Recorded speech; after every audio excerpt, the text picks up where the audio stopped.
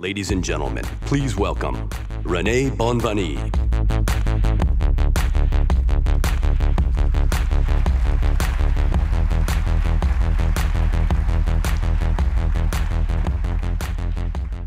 Good morning, everybody. Was this a tough wake-up this morning for you? It sure was for me. It's so wonderful to be back home, but with the jet lag I have, it still feels like I'm in California. So welcome to Amsterdam, and welcome to our very, very, very first Ignite in Europe. I always say I had nothing to do with the choice of Amsterdam as the city, despite the fact that I was born here, and I speak the language and a few other characteristics, but it is a wonderful, wonderful thing to have you here, see the commitment that you have made to Palo Alto Networks. And what I would like to do is give you a few tidbits, right, of who we are in Europe, and thanks to you, what we have become, the power and the force, right, in security. You know, Europe is not that different. Europe is a large, large, large economy with the same cyber problems, the same cyber challenges as everybody else. So it is very important to us, right, that you, by the way, this is you, sitting right there on your phone, Christian, right? You, right, are the stars here, not us, you. Right? Because without you, this would have never happened. When we came here 10 years ago and told you that there was a real challenge in security and there was a real opportunity to do things differently, I remember having conversations here with our very first partners. And some of you are in the room, and thank you for that support. And some of our very first customers. And again, some of you are in the room, and thank you for being a customer. You told us a long time ago that there was something there, something special. And today, we've become quite the force in Europe, and we're very proud of what is going on. Today, our EMEA business is a wonderful business. There is over 18,000 of you that are using our technology to successfully prevent yourselves against cyber breaches. That is phenomenal. I did a quiz this morning with some of the team members here, and I said, how many countries do you think there are even in this territory? And most people had it wrong, 115 customers. Most of those those countries are represented here in the room. Now, what that tells you is that the problems we're trying to solve are very universal. It also tells you that in the next 2 days, you should speak to your neighbor and ask them questions about how they see their role in security, how they use our technology, how they use best practices. Because the best learning you can do here is, of course, partially from us, but also very much from the folks in the room that have operated this technology for years and years and years. The business is doing well. We grew 37% year over year at that scale. That is phenomenal. And again, that's thanks to you, because we have to earn that business every single day of the year. And you tell us if you like it or not. Now, we also have the incredible support of people that have made our technology and the way that we deliver our technology part of their business. Almost 1,600 partners here in Europe that represent us, right? Selling, servicing, making you more successful with our technology. And thank you so much for all those partners for doing that. We have over 60 CSO ambassadors. They're sitting right here in the room. And again, go speak with those folks. These are the folks that, for their businesses, right, run the security operations, right, and the policies. And it's important you speak with them, because we can learn so much. And they're teaching us every day, right, including this week, about how we can be better at what we do. We have also advisory boards, folks that will tell us over and over again how good we can be and we should be with our technology. Now, one thing I'm very, very proud of, and something that we measure religiously, is what is called Net Promoter Score.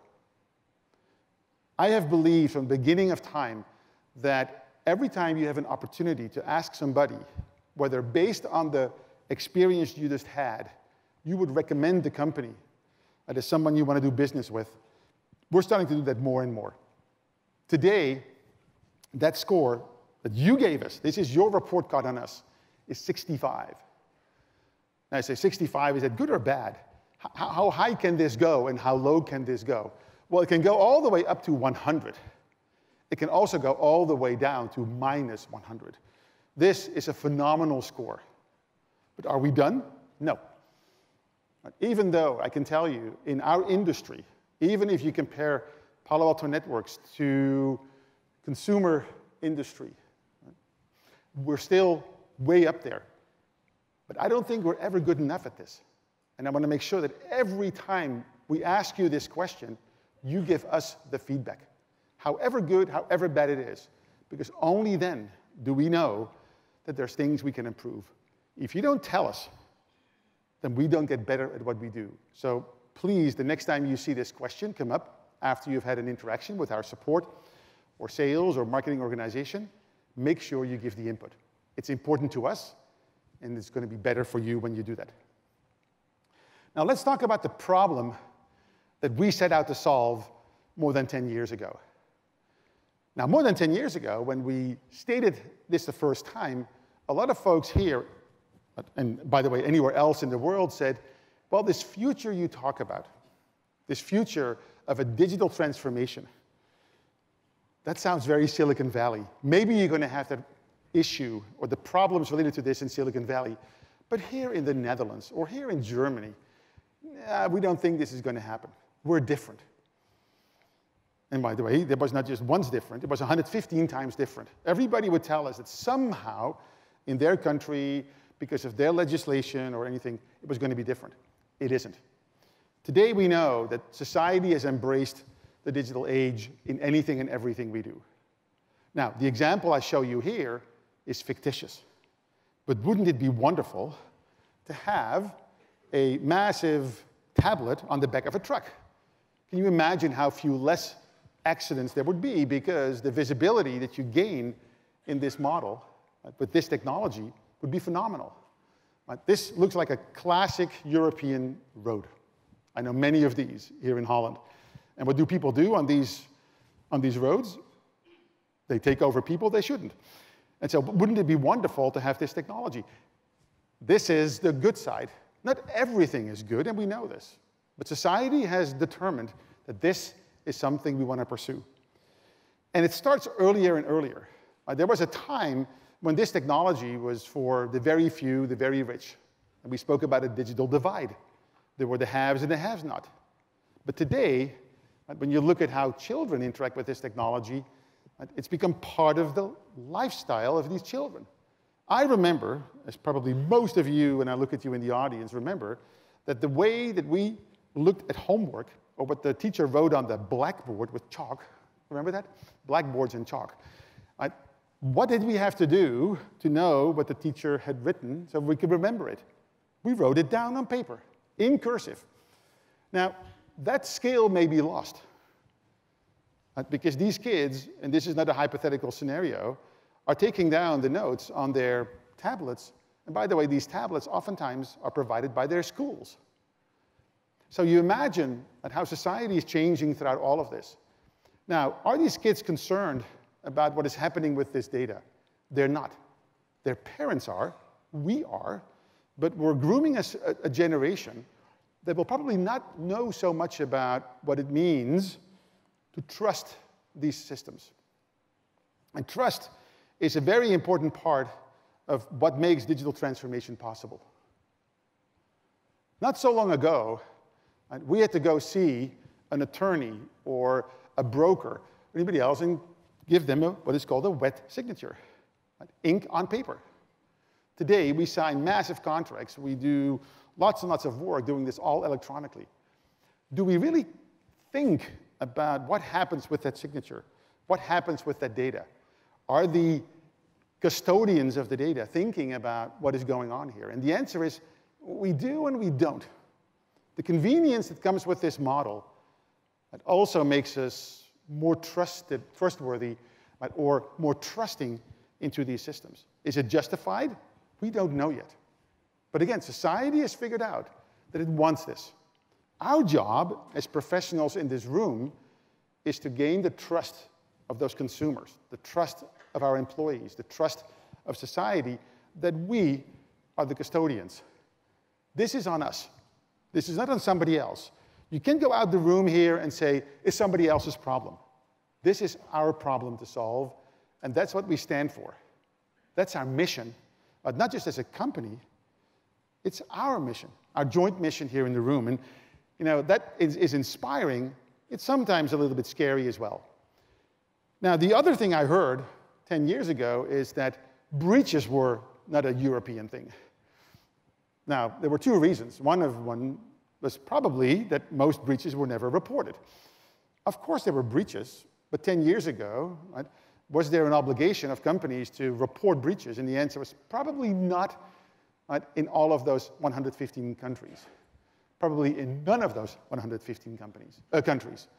But today we know, whether this is in Sweden or in the Netherlands or in Germany or in the UK, that breaches occur. And guess what? They're headline news. We don't want to be in those headlines, and neither do you want to be in those headlines. Now, there are different types of breaches.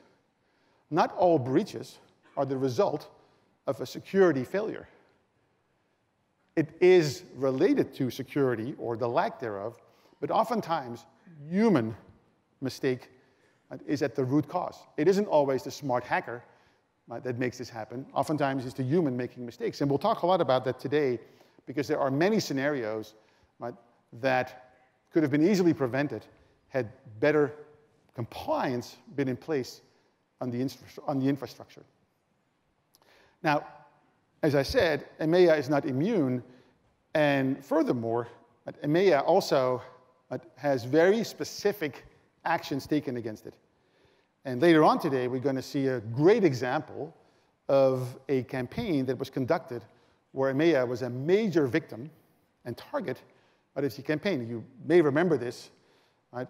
It was called Oil Rig, and that targeted a lot of you in the room here. I met quite a number of you yesterday, and this is real. And we're going to dissect it, and later on, we'll tell you all of the techniques that were used by the attackers and how this eventually got dealt with. Now, the other part that we want to make sure is that when you go through a transformation, there's always another transformation that has to deal with it.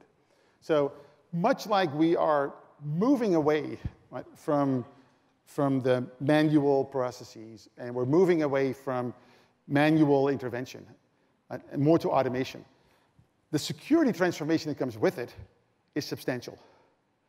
Now, I use an example here of a security product that has nothing to do with what we do. Although the company itself is using our technology to deliver this secure service.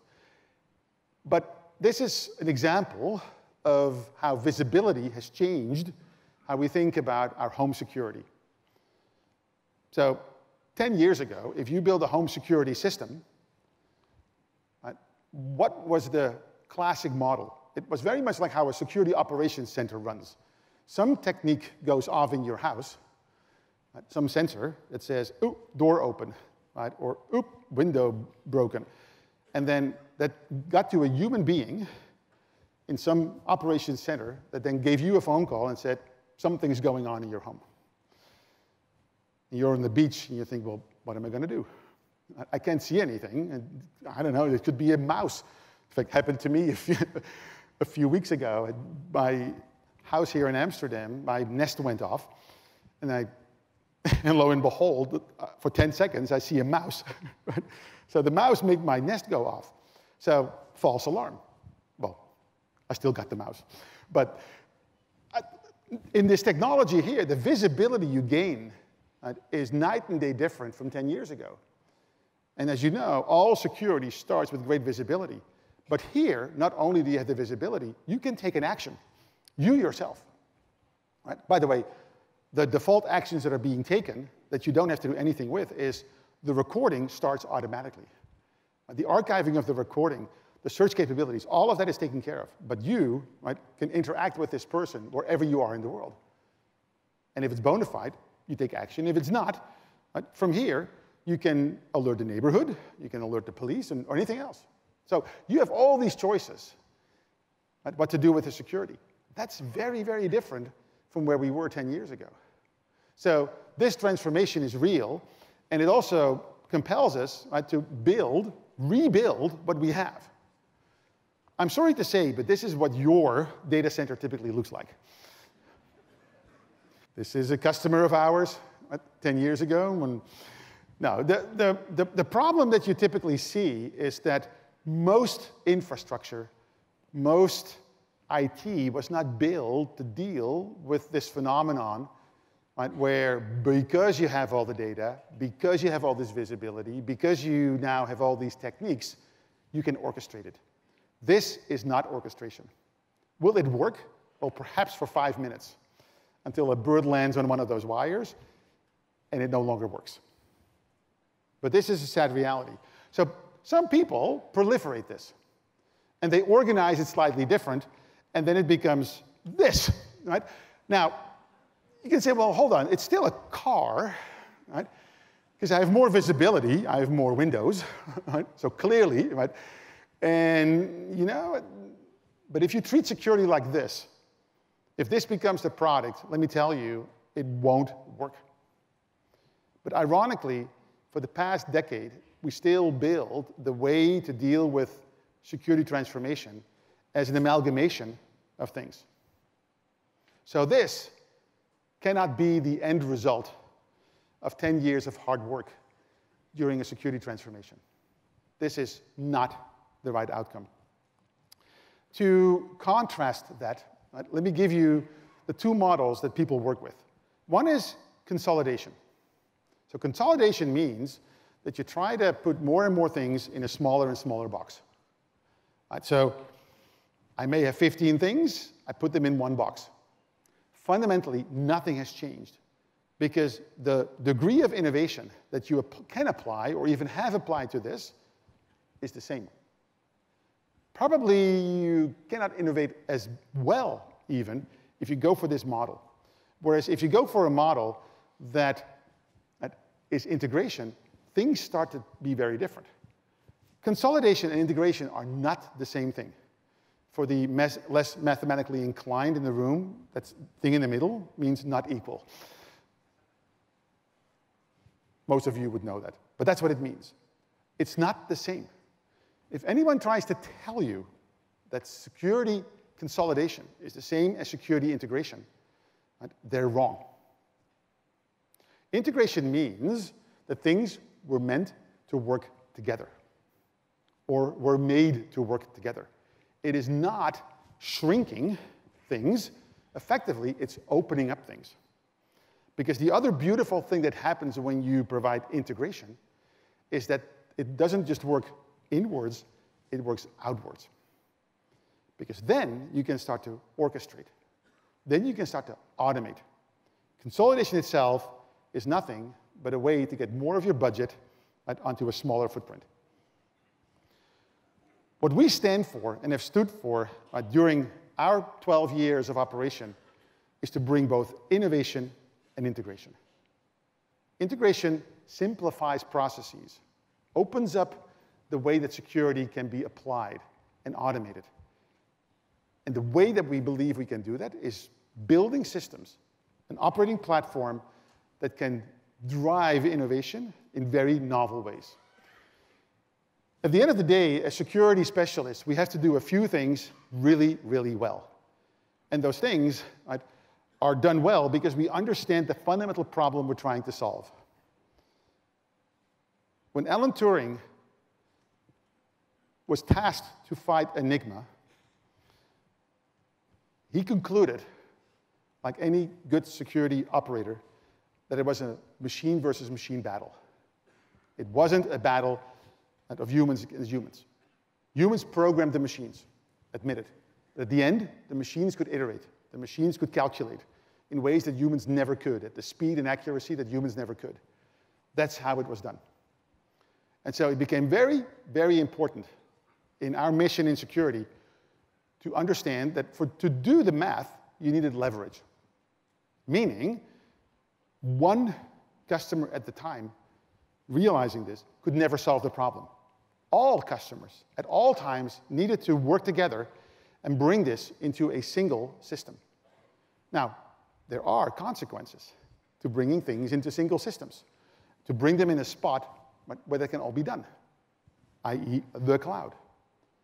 And later on, in Lee Claridge's presentation, we'll actually talk about that, because I still believe that many of you are not quite up to date as to what you are allowed to do here in the EU and in general in the world when it comes to data privacy and data sharing and so forth. So we'll hit that point really well.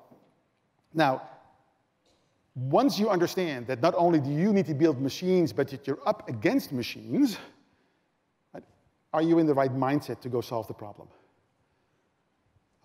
This is a modern hacker. Not a kid in a hoodie in his mother's basement with wallpaper of the Matrix behind them. Because somehow the press wants you to believe that you need Matrix wallpaper, right? Or to have camouflage clothing, right, to be a hacker. That's not how it works. This is a hacker. So you better build a Turing machine to run, right, and operate against this hacker.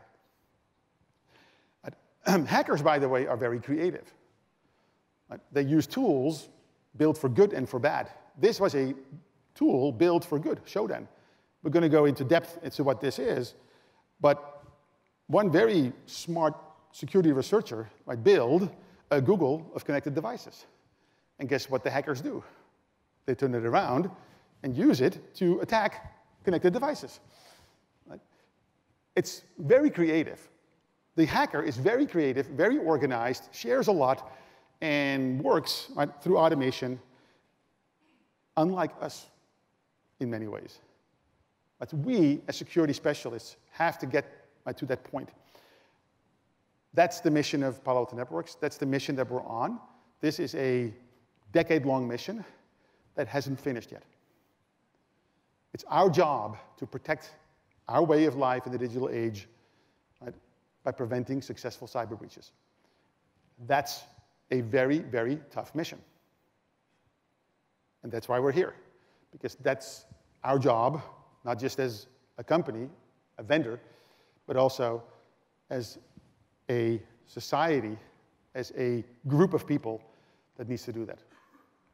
Okay, what it takes is to understand from start to finish what we're looking at, what to do about it, how to shrink the risks, how to deal with things that we know are bad, and how to deal with things that we believe are bad.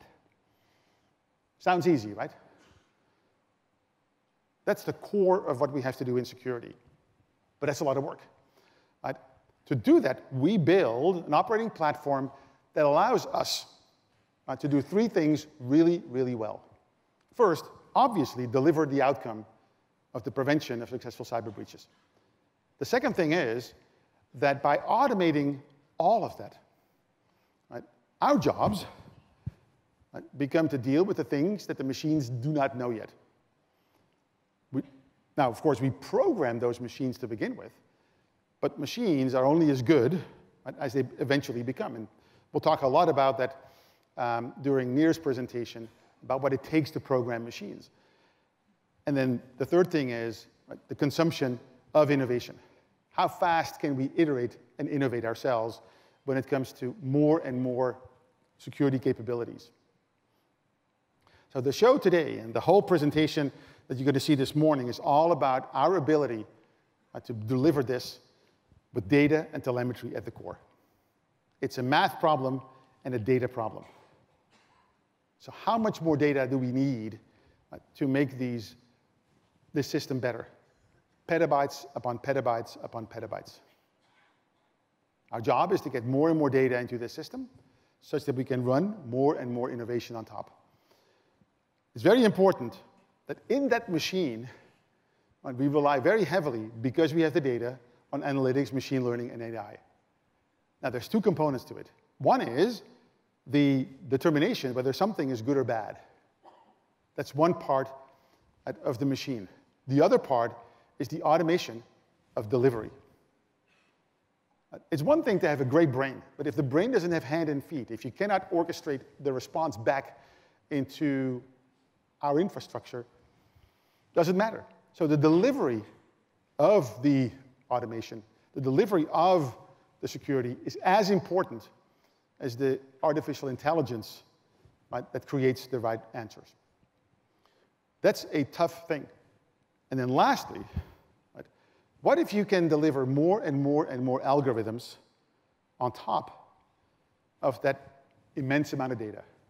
Not just us, anybody. Right? That's the future that we see that is going to be so different because it doesn't depend on a single vendor. We're no longer trying to tell you that all good things can only come from Palo Alto Networks. Right? There are many, many others, including you, with great ideas how to make this system better and better and better.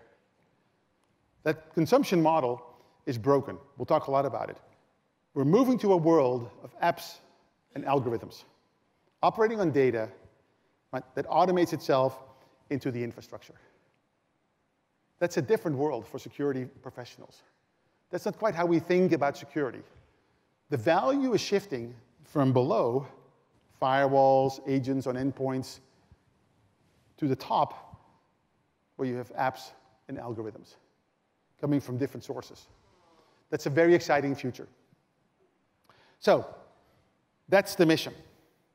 That's the vision. A few more things about our commitment to Europe. Europe is very important. It's important to me. It's important to Christian, who runs our European operation. It's important to the company because Europe is an important player, both on the good side and the bad side, as it turns out, when it comes to cybersecurity. Our commitment here is very, very vast. On trust. Right? We operate out of 4 different countries, infrastructure, so that we can be trusted by you. You told us this a long time ago.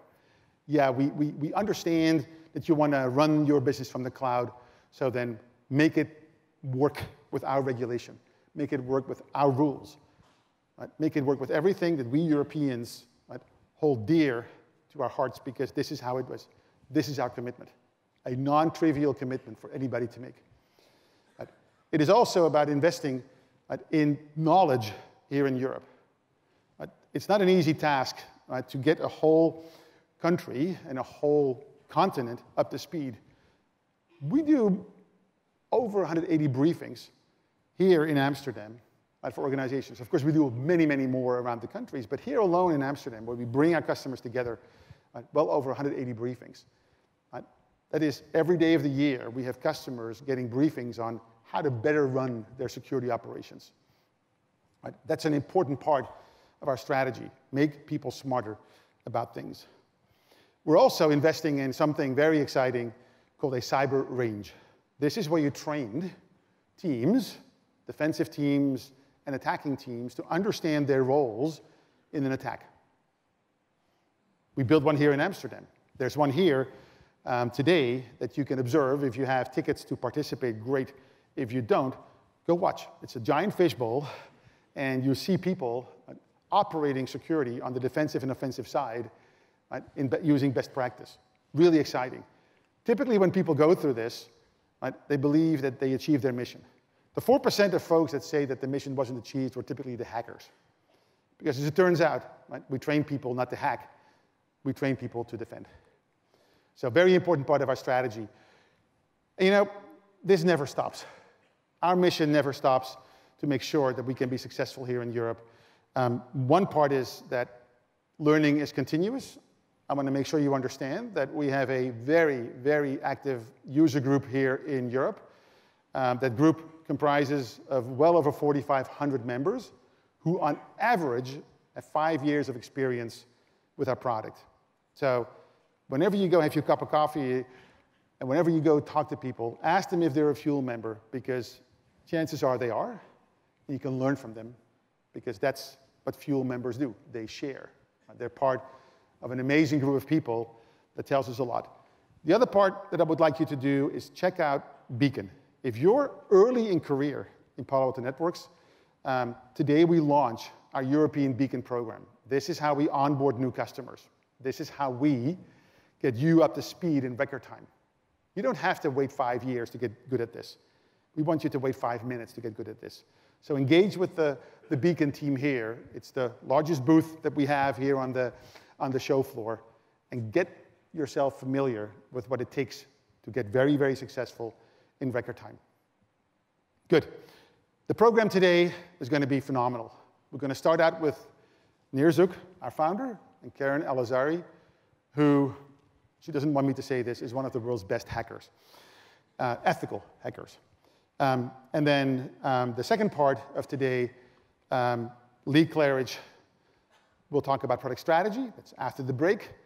And then Ryan Olson will talk about that very specific campaign, oil rig, and some other great things that we did to make the show an amazing show for you today. Two things remaining. One thing is to thank our sponsors. This show, this event could not have happened without the incredible support. So please, hands up for our show, for our sponsors here. Thank you so much.